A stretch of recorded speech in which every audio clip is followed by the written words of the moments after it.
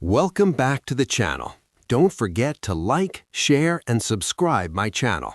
Today, we are explore how to design selective edits using mask overlay.